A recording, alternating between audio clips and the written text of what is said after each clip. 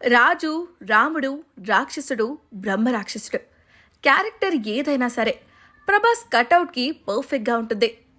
బాహుబలిలో రాజు, ఆదిపురుషులో రాముడిగా, సలార్లో రాక్షసుడిగా ఊచకూత కోసిన ప్రభాస్ ఇప్పుడు బ్రహ్మరాక్షసుడిగా మారబోతున్నాడు.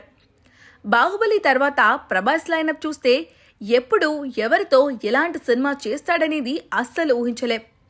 సాహో, రాధేశ్యామ్, ఆదిపురుష్, సలార్, కల్కి ఇలా ఒక్కో డిఫరెంట్ జానర్లో సినిమాలు చేస్తూ వస్తున్నాడు డార్లింగ్.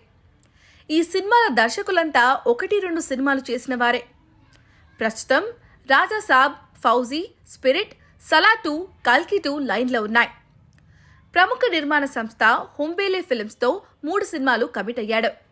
ఇప్పుడు కేవలం ప్రచారం మాత్రమే అనుకున్న వార్తను నిజం చేస్తూ ప్రశాంత్ వర్మతో సినిమాకి గ్రీన్ సిగ్నల్ ఇచ్చేశాడు డార్లింగ్. హనుమాన్తో పాన్ ఇండియా హిట్ కొట్టిన ప్రశాంత్ వర్మ ప్రస్తుతం జై హనుమాన్ చేస్తున్నాడు. అలాగే బాలయ్య వారసుడు మోక్షజ్ఞాను లాంచ్ చేసే బాధ్యత కూడా తీసుకున్నాడు. కానీ ఇప్పుడు మోక్షు ప్రాజెక్ట్ లేనట్టే అనిపిస్తుంది. అయితే ఇదే సమయంలో పాన్ ఇండియా స్టార్ను ప్రశాంత్ మెప్పించడం విశేషం. గతంలో ప్రశాంత్ వర్మ బాలీవుడ్ హీరో రణ్వీర్ సింగ్తో బ్రహ్మరాక్షస్ అనే సినిమా చేయబోతున్నట్లుగా వార్తలు రాగా అది వర్కౌట్ కాలేదు. దీంతో ప్రభాస్ దగ్గరికి ఆ కథ వెళ్లడం, ఆయన ఓకే చెప్పడం జరిగిపోయినట్లుగా టాలీవుడ్ టాక్.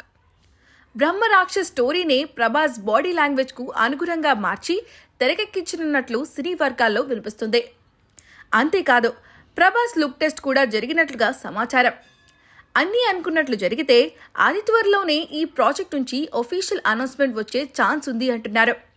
ఈ సినిమాను హుంబేలే ఫిల్మ్స్ అత్యంత భారీ బడ్జెట్తో నిర్మిస్తున్నట్లు టాక్.